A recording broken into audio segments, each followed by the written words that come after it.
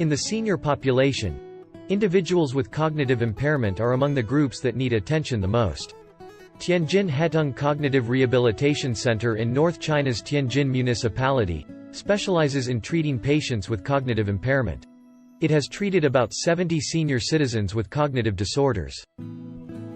认知障碍的这一部分人群是非常的需要关注的这类人群，可以说他大脑中被一个橡皮擦擦掉了，没有记忆，造成他对于自己的这种生活的不能自理的这样的情况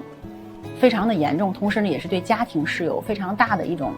灾害性的这样的一种破坏的这样的一种疾病，所以说这一类人群现在是非常需要关注的。 To this end, this rehabilitation center has built a complete care service system, with medical social workers leading the service, and doctors, nurses, therapists, and nursing assistants conducting a comprehensive assessment for the elderly, developing a casework service plan for them, and helping them delay their aging.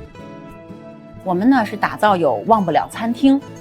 这个是通过呢给他们打造一种生活家庭场景式生活环境的这样的一种疗法，能够帮助他们去找回这种记忆，帮助他们去寻找他们曾经工作的那种经验，能够让他逐步回到社会，让他能够有尊严地享受到他晚年的这样的一个生活。